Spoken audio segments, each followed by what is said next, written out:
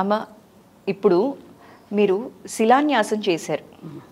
శిలాన్యాసం జరిగే వరకు నేను జడ ముడియను అని చెప్పి మనం ఇందాక మాట్లాడుకున్నాం. అయితే ఇప్పుడు అయోధ్యకి వైభవం వచ్చేసిందనే చెప్పాలి. అద్భుతంగా. మీరు ఎలా ఫీల్ అవుతున్నారమ్మా? చాలా సంతోషంగా ఉంది, మహదానందంగా ఉంది. కాకపోతే అది రేపు ధర్మోద్ధరణకి ఏదైతే మనం శంకుస్థాపన చేసుకున్నామో ఆ రోజున ధర్మోద్ధరణ కోసం శంకుస్థాపన జరిగింది. ఓకే. ఎందుకంటే ఇది కలియుగం, ఇందాక అనుకున్నాం కదా, మళ్ళీ ధర్మ సంస్థాపన మళ్ళీ జరగాలి. రేపు జనవరి 22వ తేదీన బాలరాముడిని ఎప్పుడైతే మనం అక్కడ ప్రతిష్టాపన చేసుకున్నామో ఆ రోజు నుంచి పాలకులు పాలితులు కూడా ధర్మం వైపుకు అడుగు వేసేటటువంటి రోజుగా మనం భావించాలి. అలా జరగనప్పుడు ఆ భవనాలు కూడా వృధా అవుతాయి అనేది నా అభిప్రాయం. ఆలయ నిర్మాణం దేనికోసం? వ్యక్తిత్వ నిర్మాణం కోసం. వ్యక్తిత్వ నిర్మాణం ద్వారా జాతి నిర్మాణం అవుతుంది. జాతి నిర్మాణమే కదమ్మా కావాలి, ప్రపంచం శాంతిని కానీ దేన్నైనా సుఖాన్ని కానీ పొందగలిగేది. కాబట్టి అటువంటి దిశగా మనం వెళ్ళగలగాలి అనేటటువంటిది నా యొక్క కోరిక. తప్పకుండా అదే జరుగుతుందని మనం ఆశిద్దాం. అదే జరగాలి కూడా. రాముల వారి కృప ఆయన అనుకుంటే జరగంది ఏముంది? ఇప్పుడు ద్రౌపదిని అవమానపరిచినందుకే కదా ఆమె కురులు ముడవనని ఎందుకు శపథం చేసింది? మళ్ళీ ధర్మ సంస్థాపన కోసం స్త్రీని ఎక్కడైతే అవమానపరుస్తారో అలా అవమానపరచకూడదనే కదా. సీతమ్మని అవమానపరిచినప్పుడు యుద్ధం జరిగింది, ఒక స్త్రీ ద్రౌపదిని అవమానపరిచినప్పుడు యుద్ధమే జరిగింది. ఇప్పుడు కూడా అంతే. మన భారతదేశంలో కూడా ఎంతమంది స్త్రీలు అవమానపడుతున్నారు. ఆనాడు ఒక్క ద్రౌపది ఉంటే ఇవాళ వాడవాడలా ద్రౌపదులు ఉన్నారు, వాడవాడలా సీతమ్మ తల్లులు ఉన్నారు దేశంలో. మరి అటువంటి పసిపిల్లల మీద కూడా అత్యాచారాలు జరుగుతున్నాయి. మళ్ళీ ధర్మ సంస్థాపన అక్కడ జరగకపోతే ఆలయాన్ని మరి ఏం చేస్తారు? వేళాకోళం చేయబడదు, హేళన చేయబడదు. అసలు ఎట్లమ్మా ఈ కలియుగంలో మనం చూసినట్లయితే మీరు అన్నట్లు చిన్నపిల్లల మీద అత్యాచారాలు ఇలాంటివన్నీ చూసినప్పుడు విన్నప్పుడు ఎలా అనిపిస్తుందమ్మా? వీటిని ఏం చేస్తే తగ్గించగలం అంటారు? బోల్డ్ అని చట్టాలు వచ్చాయి, పోలీస్ వాళ్ళు ఇవ్వాల్సిన సెక్యూరిటీ ఇస్తున్నారు, అవేర్నెస్ ఉంది, కంటికి రెప్పలా కాపాడుకుంటున్నారు పిల్లల్ని కావచ్చు అమ్మాయిల్ని కావచ్చు. అయినా కూడా ఇవేవో రోజు రోజుకి అత్యాచారాలు అనేవి పెరుగుతూనే ఉన్నాయి. సో ఎట్లా తగ్గుతుంది? దీనికి కారణం ఒకటే సురేఖ, మనకు ఆర్ష వాంగ్మయం ఏదైతే ఉన్నదో, మన ఋషులు ఏదైతే దర్శించి మనకు అందించారో ఏదైతే అందించి ఒక జీవన విధానాన్ని మనకి ప్రవేశపెట్టి ఒక ఏర్పాటు చేసి ఒక మార్గాన్ని వేసి వెళ్ళారు, ఆ మార్గం నుంచి మనం దారి తప్పేశాం. దారి తప్పిపోయాం. దేశం అంటే ఏమిటి? దేవుడు. ప్రజలంటే ఎవరు? దేవతలు. దేవతలే దారి తప్పేశారు. దేవతలే దారి తప్పేస్తే ఏమవుతుంది? సృష్టికే ప్రమాదం కదా, ప్రపంచానికే ప్రమాదం కదా. అలా ఆ వాంగ్మయం ఏదైతే మనకు అందించారో దానిని మనం పక్కకు నెట్టేశాం, పక్కకు పెట్టేశాం. పాఠ్యాంశాలలో లేదు, తల్లిదండ్రులు పిల్లలకు బోధించేటువంటి పద్ధతి లేదు. ఇంగ్లీషు చదువుల కోసం పరుగులు పెడుతున్నాం, డాలర్లు సంపాదించడానికే మానవ జన్మ అన్నట్టుగా మనం ప్రవర్తిస్తున్నాం. కుటుంబ భాష పిల్లలకు నేర్పట్లేదు, రూపాయి విలువని గురించే చెప్తున్నాం. దాని వలన ఇవన్నీ కూడా వస్తున్నాయి. కాబట్టి మళ్ళీ ఆర్ష వాంగ్మయాన్ని మళ్ళీ మనందరం బూజు దులిపి అవన్నీ కూడా చదివి దాని పరమార్థాన్ని నేటి తరానికి చెప్పగలిగి లేకపోతే మళ్ళీ దారిన పడుతుంది. ఇప్పుడు చూడండి, నిన్న నేను చూసాను ఒక సీరియల్లో, రాధాకృష్ణ సీరియల్లో, శ్రీకృష్ణుడు కొడుకు సాంబ, వాడి తల్లి జాంబవతి తండ్రికి చెప్పకుండా చాటుమాటుగా అన్ని ఇస్తూ ఉంటుంది, అన్ని శక్తులు వాడికి ప్రసాదిస్తూ ఉంటుంది. వాడి చివరికి ఏంటి, గారాభంగా పెరిగి తల్లి దగ్గర ఎలా అయితే ధృతరాష్ట్రుడు కనుక దుర్యోధనుడికి ఎట్లయితే ఇచ్చాడో అలా నేర్పి చివరికి శ్రీకృష్ణుడిని చంపడానికి తయారవుతాడు, దుర్మార్గుడిగా రూపొందుతాడు. మరి ఇది వాళ్ళ నేటి పిల్లలకి చెప్పాలిగా, రేపు తల్లులు తెలుసుకోవాలిగా. ఎక్కడ తెలుసుకుంటున్నారు? ఈ కథలు ఎక్కడ వినపడుతున్నాయి మనకి? అక్కడక్కడ పాపం చాలామంది ప్రవచకులు చెప్తున్నారు, చాలా ప్రయత్నాలు అయితే జరుగుతున్నాయి. మనకంటే విదేశాల్లో ఎక్కువ ప్రయత్నాలు జరుగుతున్నాయి. మన విలువ మనకి తెలియడం, అక్కడ వాళ్ళు మన సంపదని బాగానే వాడుకుంటున్నారు. ఇప్పుడు సీతమ్మ అంటుంది ఆ చాకలివాడు, అయ్యో నా వల్ల నేనమ్మా ఇదంతా జరిగింది, నన్ను క్షమించమంటే, భద్రా నీ తప్పు కాదయ్యా, ఈ సమాజంలో నువ్వు కూడా ఒక భాగమే, ఈ స్త్రీని ఎలా గౌరవించాలో ఈ సమాజం నీకు నేర్పలేదు కాబట్టి తప్పు చేశావు అనింది. మరి స్త్రీని గౌరవించటం ఎలాగో మన పిల్లలకు మనం నేర్పామా? నేర్పుతున్నామా? నేర్పే బాధ్యత పేరెంట్స్ తీసుకోవాలని ఆ పద్యాలు మనకు నేర్పి, అన్యకాంత లడ్డం పైన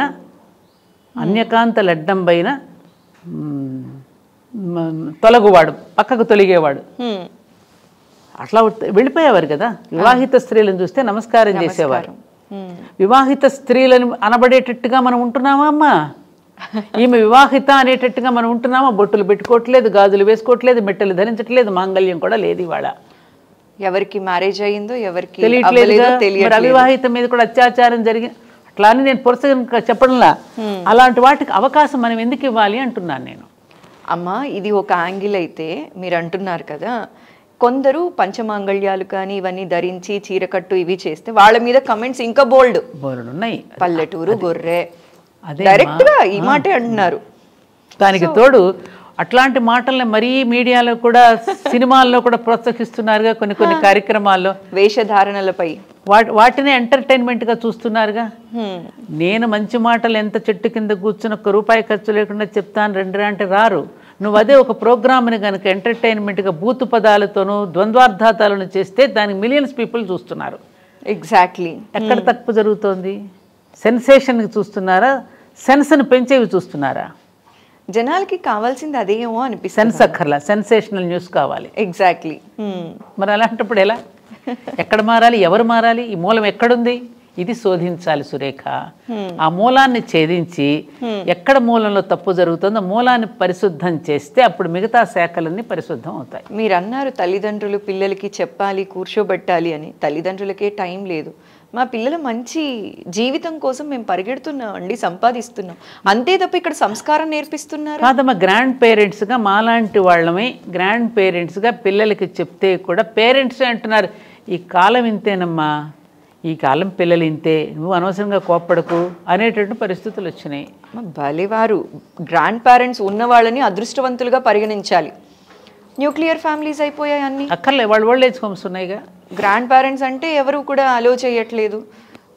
అసలు ఏం మాట్లాడాలో మనకి తెలీదు. ఈ టాపిక్స్ మాట్లాడితే ఎటో వెళ్ళిపోతాం ఇక.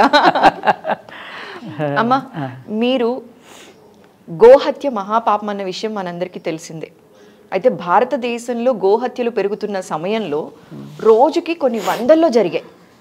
ఆ టైంలో మీరు ఒక ఉద్యమం చేసి జైలుకు కూడా వెళ్ళారు కదమ్మా. అవునమ్మా. ఇది చాలా తక్కువ మాట్లాడలేదు, మీరు ఎక్కడా కూడా మాట్లాడలేదు. అవునమ్మా. అసలు అంటే ఉద్యమాలు ఆడవాళ్ళు ఉద్యమాల వరకు చేయడమే ఒక లెవెల్, బయట రావటం మాట్లాడడం. ఉద్యమం చెయ్యాలంటే మీరేం ఆలోచించరమ్మా, ఇలా వెళ్ళిపోతారా? నాకున్నది సురేఖ అది బలహీనతో తెలియదు, బలమో తెలియదు. చిన్నప్పటి నుండి కూడా ఎక్కడైనా ఒక అక్రమ అన్యాయం చిన్నప్పుడు కూడా ఏదైనా ఊళ్ళో కూడా ఏదైనా జరుగుతుంది గబుక్కు నేను పరిగెత్తేదాన్ని. ఓకే, అదేమిటో మరి భగవంతుడు నాకు ఆ ప్రవృత్తి పెట్టాడు. దానివల్ల చాలా ఇబ్బందులు కూడా ఉంటాయి, చాలా ఇబ్బందులు ఎదుర్కోవాల్సి వస్తుంది. అలా తొందరగా ప్రతిస్పందించేస్తాను దేనికైనా. ఇప్పుడు ఆవిడ నమస్కారం చేయలేదని నేను ప్రతిస్పందించడం ఎందుకు? 2500 గోవులు రోజు మిడిల్ ఈస్ట్ కంట్రీస్ పంపించేస్తున్నాడు అంటారే. గోమాత అంటే మనందరికీ ప్రాణం కదా. అటువంటి గోవుల్ని పైగా అప్పటికప్పుడు చంపడం కాదమ్మా, వాటిని వేలాడేసి వాడి మీద వేడి వేడి వేడి వేడి నీళ్లు పోసి కోసి అక్కడ హలాల్ మీట్ అంటే ఇష్టపడతారని దాన్ని మాంసం కింద చేసి మిడిల్ ఈస్ట్ కంట్రీస్కి పంపిస్తూ ఉంటే రుద్రారంలో ఆ మెకనైజ్డ్ స్లాటర్ హౌస్ దాని మీద నేను 3 నెలలు నిరాహారంగా ఒకరిని ద్రవం మాత్రమే తీసుకుని మొత్తం అన్ని గ్రామాలు తిరిగి పర్యటించి ప్రజలలో కొంత అవేర్నెస్ తీసుకురావడం. అక్కడ 700 మంది పోలీసులు ఉండగా నేను వెళ్ళి అక్కడ ధ్వజం పెట్టాను. 700 మంది పోలీసులు పహారా పెట్టారు అప్పుడు నేను బస్సులో వెళుతూ కనుక అక్కడికి వెళ్ళినందుకు నన్ను అరెస్ట్ చేసి అప్పుడు 4-5 డేస్ ఉన్నట్టున్నాను, గుర్తులేదు ఎన్ని రోజులు. అమ్మ మానసికంగా అది చాలా పెద్ద క్షోభ కదమ్మా. నేను మంచి చేస్తే నాకు ఎందుకు ఇలాంటివన్నీ? ఇప్పుడు చాలా మంది సబ్జెక్ట్ మాట్లాడగలిగే శక్తి ఉంటుంది, సనాతనం పైన వాళ్ళకి చాలా పట్టు ఉంటుంది, కానీ ఎందుకు మాట్లాడదాంలే మనం ఒకటి మాట్లాడితే 10 అంటారు. గరికపాటి గారి లాంటి వారి పైన, చాగంటి గారి పైన ఇలాంటి వాళ్ళనే వదలలేదమ్మా. చూడమ్మా, వాళ్ళు లిటరలీ ప్రెస్ మీట్ పెట్టి కళ్ళంబట నీళ్లు పెట్టుకుని సారీ చెప్పారు. అవునమ్మా. అలాంటివి చూసిన తర్వాత ఎవరు వస్తారమ్మా ముందుకి మాట్లాడటానికి? మీరు కూడా అలాంటి ఉద్యమాల్లో పాల్గొన్నప్పుడు చాలా ఎమోషనల్ ట్రామా ఫేస్ చేసి ఉంటారు. ఎప్పుడైనా అనిపించిందా అమ్మ ఎందుకు నాకు ఇవన్నీ? ఒక్కసారి మాత్రం నేను చాలా బాధపడ్డాను. ఎప్పుడంటే అది మీకు గుర్తు చేస్తున్నాను. అయోధ్య రామ జన్మభూమి విషయము అల్ కబీర్ మెకనైజ్ స్లాట్ మీద ఉద్యమం చేసినప్పుడు నేనేమి జైల్లో కూడా నేను చేస్తే జైలర్స్ అందరూ లోపల వచ్చి కూర్చుని నా చేత సత్సంగం చేసుకునేవారు. అవన్నీ గుర్తుని శివాభిషేకం చేయించారు. మాకు ఒక భాగ్యం దొరికింది. ఒక మాట అన్నారు తల్లులు, ఎంత గొప్ప సంస్కారం. అమ్మ మా మీద కూడా చాలా అభాండాలు మోపబడి వచ్చిన వాళ్ళ స్త్రీలు ఓకే వచ్చిన, కానీ మేము జైలు ఎంతైనా మేము పడతాం తల్లి, నువ్వు మాత్రం సుఖంగా ఉండాలమ్మా, నువ్వు ఆరోగ్యంగా ఉండాలమ్మా, నువ్వు జాగ్రత్తగా వెళ్ళి రామన్న సాగనంపింది మాత్రం నేను మర్చిపోలేనమ్మా. వాళ్ళు సామాన్య స్త్రీలమ్మ వాళ్ళంతా. వాళ్ళ మీద ఇట్లాగే అభియోగాలు మోపబడి వచ్చిన వాళ్ళే పాపం. నిజంగా నేరం చేసిన వాళ్ళు తక్కువ, నేరం చేయని వాళ్ళు కూడా ఉన్నారు. వాళ్ళందరూ కూర్చుని కాసేపు అలా భజన చేయటం అవన్నీ చేశాను నేను అక్కడ. అవన్నీ చూస్తే కూడా చాలా ఇది అనిపించింది. అక్కడెక్కడ నేను అసలు బాధపడలేదు, కానీ ఒక్క ఇన్సిడెంట్లో మాత్రం నా మనసు చాలా చాలా బాధపడింది. బహుశా అది నీకు కూడా తెలిసి ఉండవచ్చేమో. అది మనకి 2 రాష్ట్రాలు. అది విన్నానమ్మా, మీరు మాట్లాడింది సంచలనం అయిపోయింది. అది విమర్శ కూడా కాదు, సత్విమర్శ అని మనం చెప్పొచ్చు కదా. అంటే మీ ఒపీనియన్ మీరు చెప్పారు. ఎందుకంటే నేను పుట్టింది ఆంధ్ర, మెట్టింది తెలంగాణ. ఈ తెలంగాణకి కోడల్ని, ఆంధ్రాలో పుట్టాను. 2 నా తెలుగు రాష్ట్రాలే. పుట్టింటి కంటే అత్తింటిదే ఎక్కువ బాధ్యత ఉంటుంది, అవునా? అవును. పెరిగేది ఇక్కడ కాబట్టి మన వాళ్ళు నా వాళ్ళు అనేటువంటి భావన ఉంటుంది. అప్పుడు నేను ఆ ఉద్దేశంతో నేను చాలా చక్కగా సంబోధిస్తూ, తమ్ముడు అంటూనే సంబోధిస్తూ, ఇలా వద్దు అని చెప్పి మహాభారతాన్ని కొంచెం సమన్వయపరుస్తూ, 2 రాష్ట్రాలు మనం విడిపోవద్దు, మీరు 15 సంవత్సరాలు మనమే పరిపాలించుకుందాం, కానీ ఇలా విడిపోవచ్చు అనేటటువంటి అపప్రద మనం తెచ్చుకోవద్దు అనేది నేను ప్రేమపూర్వకంగానే చెప్పాను తప్ప నేను వేరేగా ఎక్కడ విమర్శించడం కానీ ఎవరిని తిట్టడం కానీ. నాకు తెలంగాణ ప్రజలంటే చాలా ప్రేమని కూడా చెప్పాను. నిజంగా నాకు చాలా ప్రేమ, ఎందుకంటే నిష్కల్మషంగా ఉంటారు వాళ్ళు. ఎందుకంటే ఉన్నాం, మేము చూస్తున్నాం కూడా విడిపోవాలని కోరుకోరు. పెద్దవాళ్ళు ఎవరైనా పిల్లలు ఇద్దరు దెబ్బలాడుకుని విడిపోతామంటే ఏం చెప్తాం? ఇంట్లో తల్లి ఎవరే ఇద్దరు అన్నదమ్ములు కలిసి ఉండండి రా అనే చెప్తాం, కానీ విడిపోండి రా అని ఎవరైనా చెప్తామమ్మా? అదే భావనతో నేను చెప్పిన దానికి నా మీద చాలా భాండం వేశారు. 1000 ఎకరాలు నేను కబ్జా చేశానని వేశారు. తప్పమ్మ, 1000 ఎకరాలు ఎక్కడుంది అసలు? నీటి ద్వారా అది 3,500 కుటుంబాలమ్మ. దానిలో 3,500 కుటుంబాలకి గవర్నమెంట్ పర్మిషన్స్తోనే ఇళ్ళు కట్టుకుని, అన్ని పర్మిషన్స్ తీసుకుని కూడా ఇళ్ళు కట్టుకుని, అంత చక్కని డాక్యుమెంటేషన్తో అందరూ స్థలాలు కొనుక్కున్నారు. అందులో మేము, మా బంధువులు, మేము అందరం ఉన్నాం. దానిలో అందరం కలిసి వాళ్ళ తరపున నేను కూడా సుప్రీంకోర్టులో 1 ఆఫ్ ది ఫైటర్ని, 5గురిలో నేను కూడా ఒకదాన్ని. ఈ 3,500 కుటుంబాలని రక్షించుకోవడం కోసం అని చెప్పి మేము ఒక ఆర్గనైజేషన్గా ఫామ్ అయ్యి అందరం ఇది చేసుకుంటున్నాం. అందులో నా ల్యాండ్ కాదు, నా భూమి కాదు, నేను వేసిన లేఅవుట్ కూడా కాదు, అది నాకు సంబంధం లేనిది. కానీ సంబంధం లేకపోయినా నన్ను ఎంచుకున్నారు ప్రజలు. బురద చల్లటం. సత్యవాణి గారు అయితే సిన్సియర్గా పనిచేస్తారు, ఆవిడ మనందరి కోసం కష్టపడుతోంది అని చెప్పి నాకు అప్పగించిన బాధ్యతను నేను కమిట్మెంట్తో నేను పనిచేస్తున్నా. దానికి అక్కడ మన దేవాలయాలు ఉన్నది, స్వయంభూ దేవాలయం అక్కడ ఉన్నది, ధర్మపురి క్షేత్రం మియాపూర్లో. మనది చిన్న మొదటి నుంచి ఉన్న దేవాలయమే, దానికి వస్తే విస్తృతంగా చేసేసి దాన్ని ఇంకా మరింతగా ఆలయాలను కట్టించి మన దాన్ని ఒక ధార్మిక ప్రసార కేంద్రంగా దానిని తీర్చిదిద్దుకోవాలని ఒక సంకల్పంతో పరమాచార్య యొక్క బ్లెస్సింగ్స్తో మనం చేస్తున్నాం.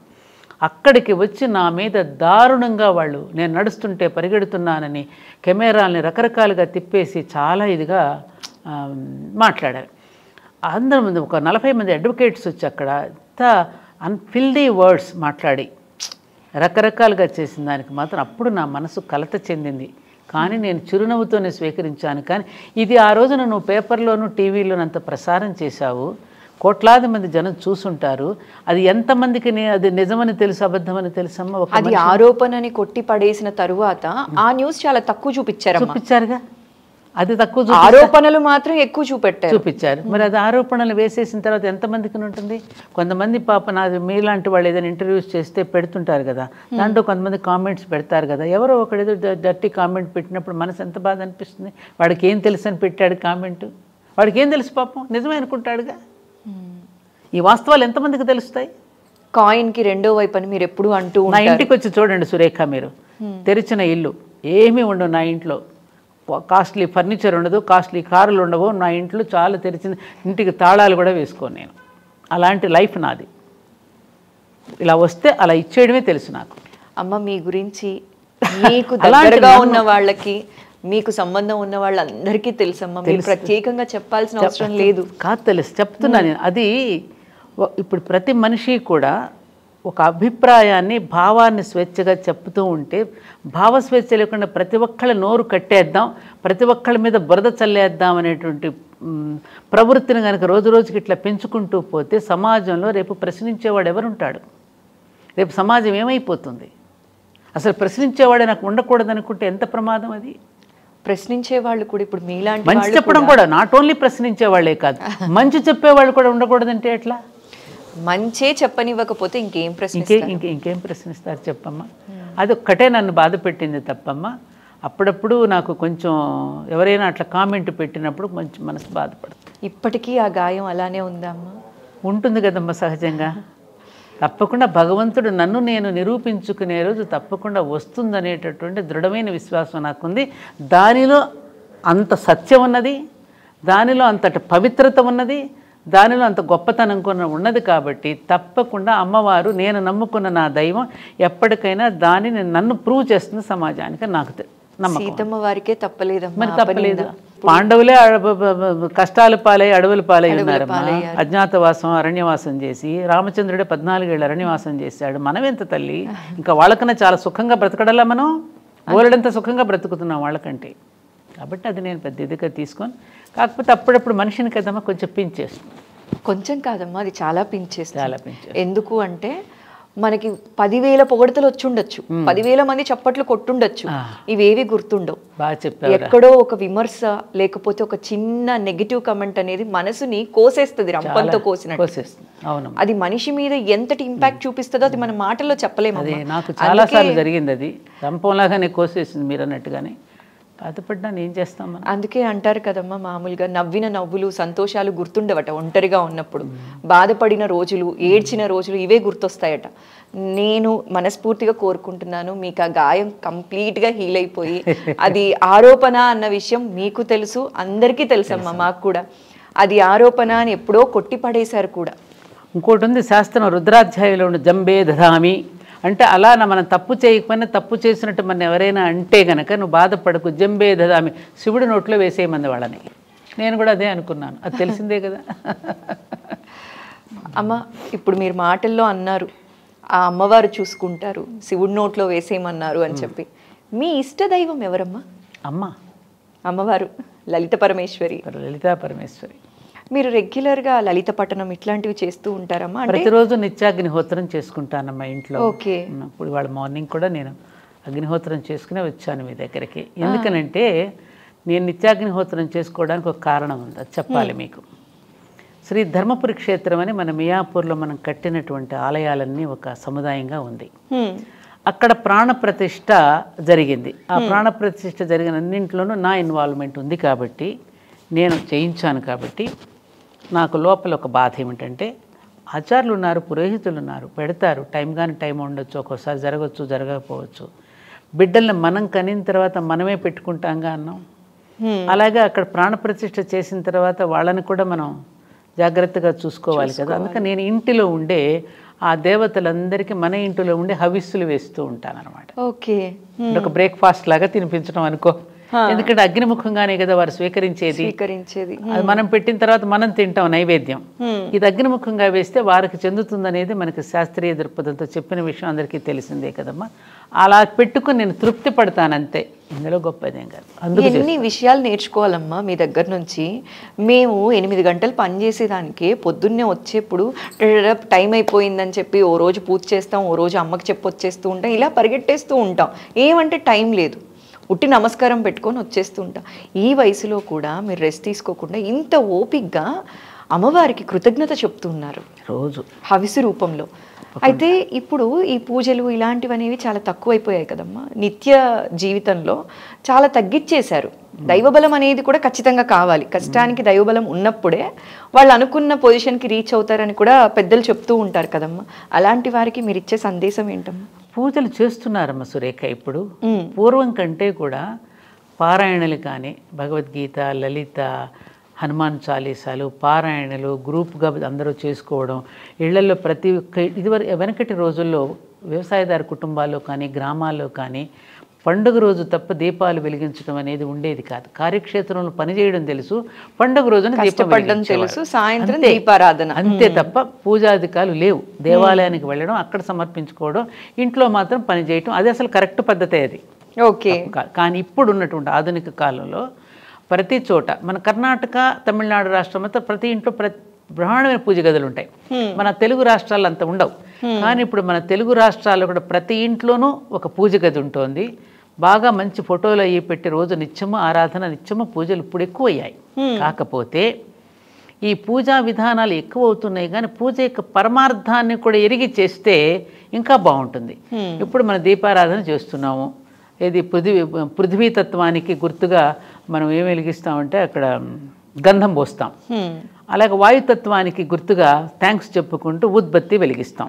ఏమ్మా, ఆకాశతత్వానికి థ్యాంక్స్ చెప్పుకుంటూ అక్కడ పుష్పం పెడతాం. వహ్నితత్వానికి, తేజోతత్వానికి గుర్తుగా దీపం పెడుతున్నాం.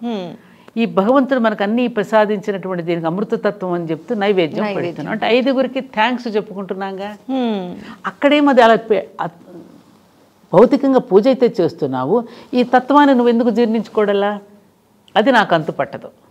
అంటే ప్రతిదానికి కూడా రుద్ర నమక చమకాలు చెప్పి నమః నమః నమః అంటాడు. వృక్షానికి నమస్కారం, కేశానికి నమస్కారం, దొంగకి నమస్కారం, దొరకి నమస్కారం అని అంటాడు కదా.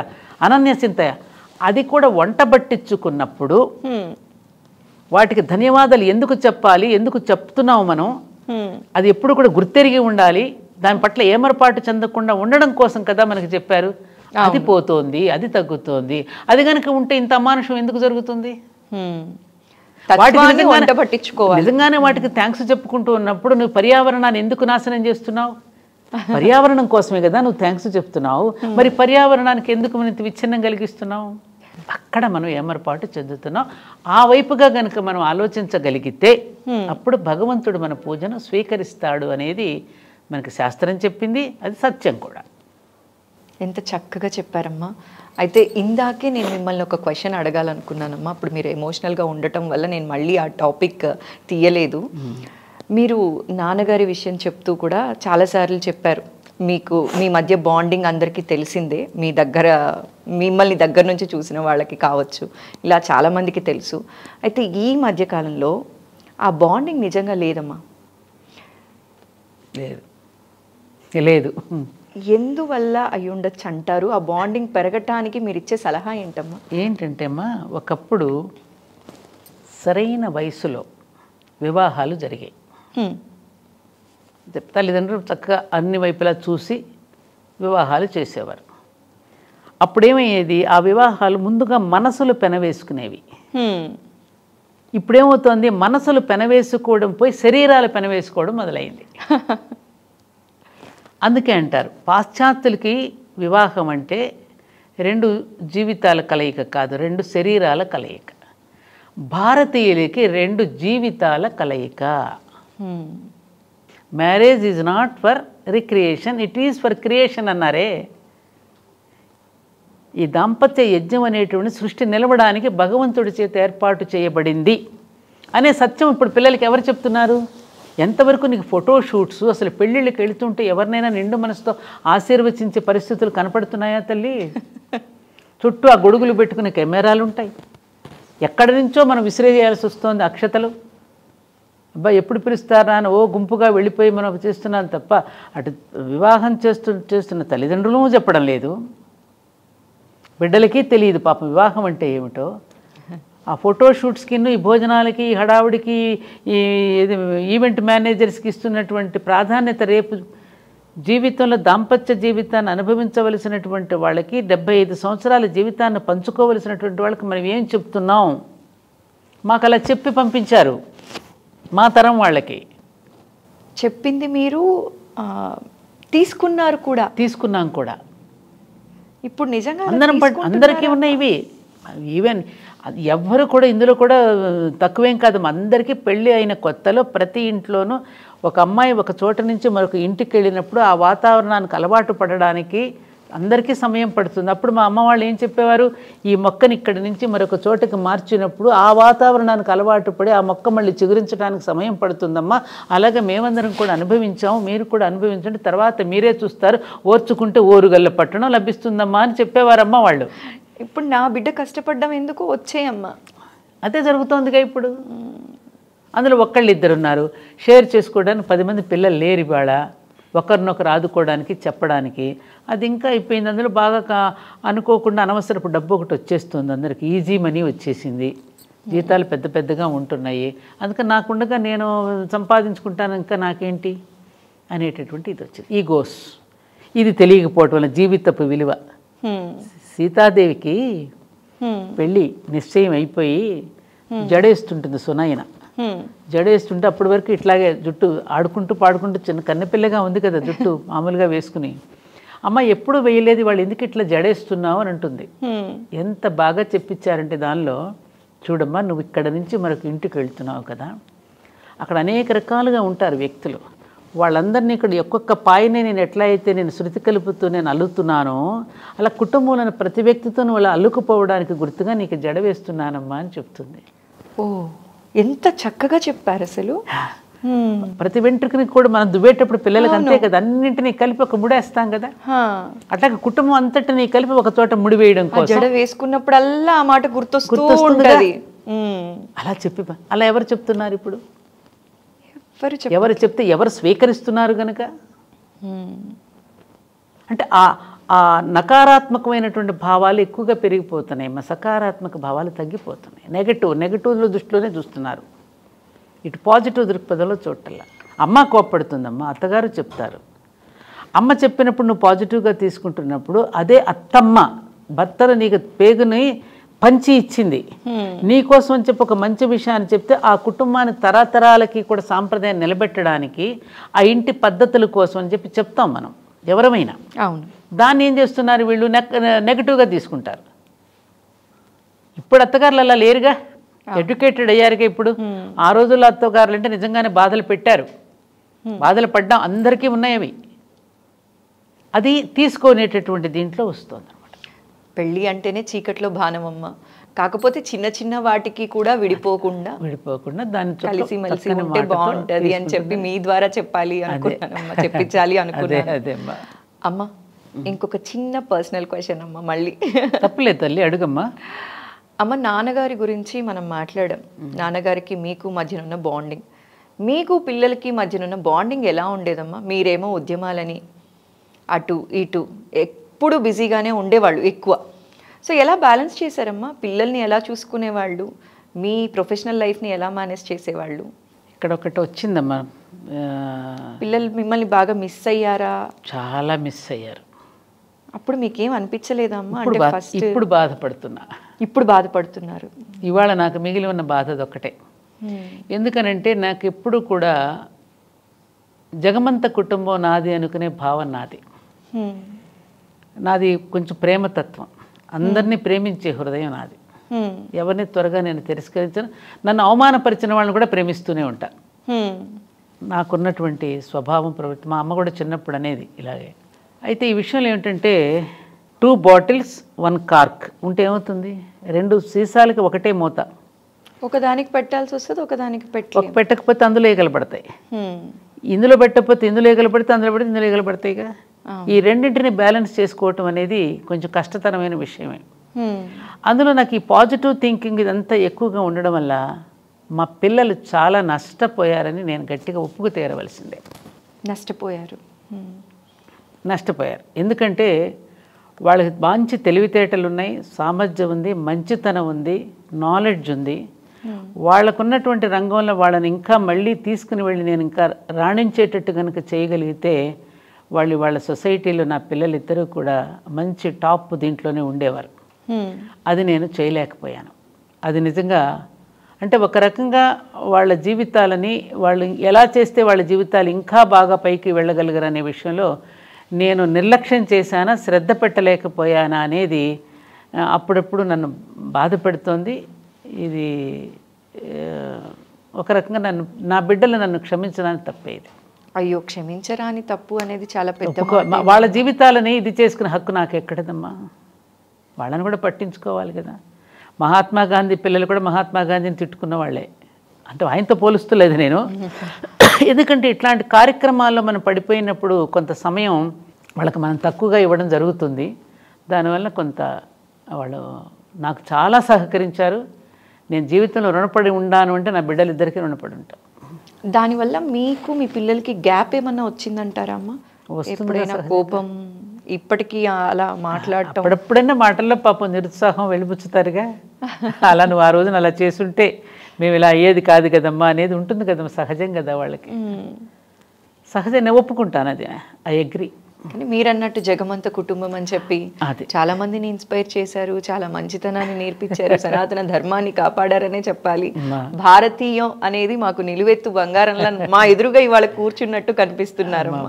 ఎందుకంటే మనం చెప్పేది ఒకటి చేసేది ఒకటి ఉండకూడదు. మనకు పెద్దలు ఏం చెప్పారు? మనం ఋషుల యొక్క సంతానం అన్నారు.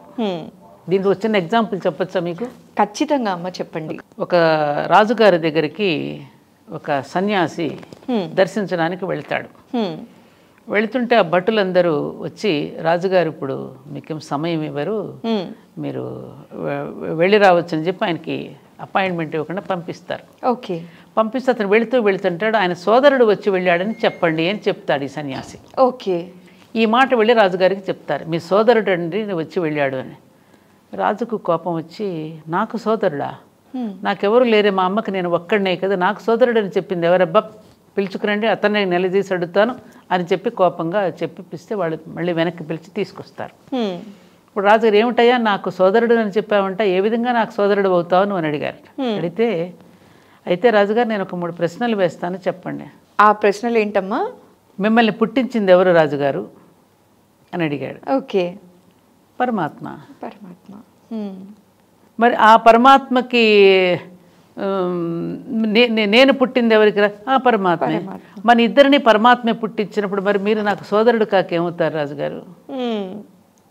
ఇంకేం సమాధానం చెప్తాడు రాజుగారు? ఏం సమాధానం చెప్తాడు? మీ జన్మకారం ఎవరు అంటే ఆ పరమాత్మే కదా, ఎవరికైనా పరమాత్మేగా తన తండ్రిని ఇచ్చింది, ఆ రూపం ఇచ్చింది. మరి నన్ను పుట్టించింది ఎవరు రాజుగారు? పరమాత్మే. మరి మన ఇద్దరు తండ్రి పరమాత్మ అయినప్పుడు మీరు నాకు సోదరుడే కదా అంటాడు. ఇది కదా మన వసుధైవ కుటుంబకం అని ఒకవైపు చెప్తూ, జగన్మాత సంతానం అని మనం ఒకవైపుని చెప్తూ, ఆ జగన్మాత సంతానమే మన చుట్టూ ఉన్నారని తెలిసినప్పుడు మరి ఎవరిని ప్రేమించకుండా ఎలా ఉంటాం మనం? పరమాచార్య ఇక్కడ ఒక్క మాట గుర్తు చేయాలి, ప్రతిరోజు నేను గుర్తు చేసుకునే మాట అది. పరమాచార్య గారు.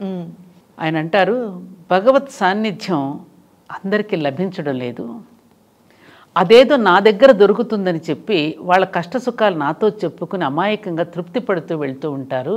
అయినా వీళ్ళ కోసం కాక, వీళ్ళ కష్టాలు వినడం కాకపోతే నేనెందుకు జీవించి ఉండాలి అన్నారు స్వామీజీ.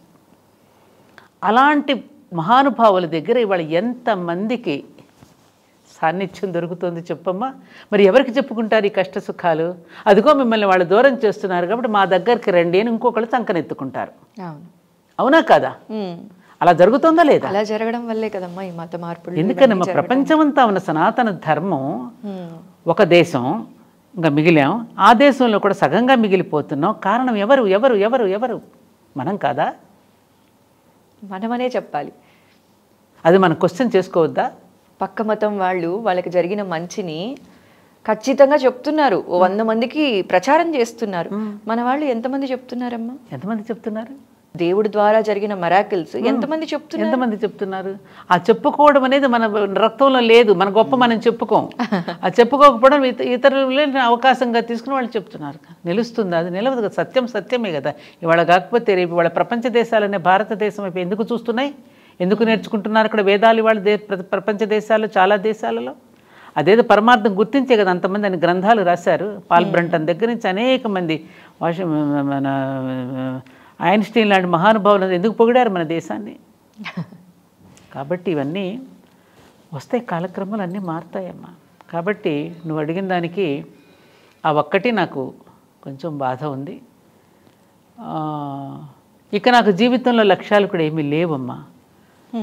అనుకున్నది ఆ కార్యక్రమం పూర్తి చేశాను. ధర్మపురి క్షేత్రం పూర్తి రూపం దాల్చింది. హాయిగా చక్కగా అందరూ కాసేపు ప్రశాంతంగా ఆ ధర్మపురి క్షేత్రంలో కూడా నేను కోరుకునేది ఒక్కటే, వచ్చిన ప్రతి ఒక్కరికి కూడా ఎక్కడా లెగండి పొండి అనేవాళ్ళే. కానీ అక్కడికి వస్తే అనేక మండపాలలో కూర్చుని ఆ కాసేపు వాళ్ళు సేదతీరి నాకు ఈ కాసేపు మంచి ప్రశాంతత లభించిందని ఆ ప్రశాంతత ఫీల్ అయ్యి వెళ్ళిపోతుంటే మేము ఆనందపడుతూ ఉంటాను అంతే. అదే నాకు, ఇంకేం లేదు. రోజు చక్కగా మంచి మంచి రాధాకృష్ణ, జానకిరాముడు, మహాభారతం ఇవన్నీ వస్తున్నాయి. వాటిని చూస్తూ ఇదిగో ఎప్పుడన్నా నాకు నచ్చి మీలాంటి వాళ్ళు ఇలా పిలిస్తే 2 మాటలు చెప్పడం తప్ప ఇంకా నాకు జీవితంలో ఏ ఆలోచన లేదు, ఏ లక్ష్యము లేదు, ఏ ఉద్యమము లేదు. సో మొత్తానికైతే ఇప్పుడు సంతోషంగానే ఉన్నారు కదమ్మా, మనస్ఫూర్తిగా హ్యాపీగా. మీరు అనుకున్నవన్నీ చేశారు, చాలా సంతోషంగా ఉంది. ఇట్లా అనిపిస్తే ఇట్లా చేసేసేవాళ్ళు.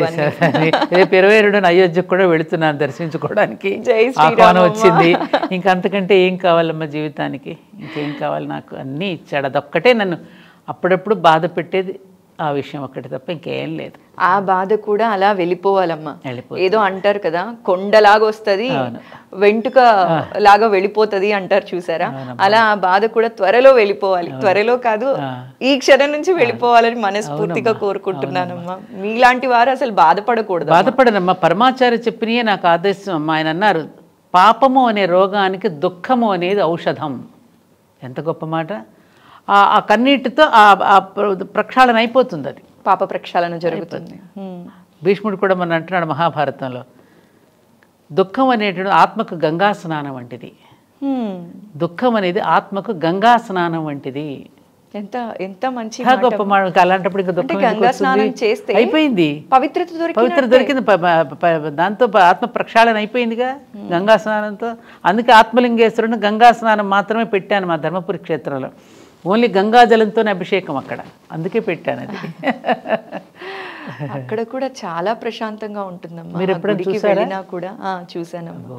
ఎంత ప్రశాంతంగా ఉంటుందో అసలు. అక్కడికి వెళ్ళి ఇంకా అలా కూర్చొని అలా వచ్చేస్తే దైవనామ స్మరణలో కాసేపు సాధన చేసుకున్న వాళ్ళం అవుతాం. అంతే తల్లి. అతి అదృష్టం ఉంటే తప్ప అక్కడికి రాలేమేమో అనిపిస్తుంది. అలాంటి దైవ కార్యాలు చేయాలంటే కూడా దేవుడి ఆజ్ఞ లేనిదే చేయలేమమ్మా. ఆయన ఆజ్ఞనమ్మా, గురువు ఆజ్ఞ, దైవాజ్ఞ. అమ్మ, మీ విలువైన సమయాన్ని ఈరోజు మా ఐ డ్రీమ్ కోసం వెచ్చించి చాలా చక్కటి ఇన్ఫర్మేషన్ మా ప్రేక్షకులతో పంచుకున్నారమ్మా. జై శ్రీరామ్. మంచి తల్లి, నమస్కారం అమ్మ. జై శ్రీరామ్.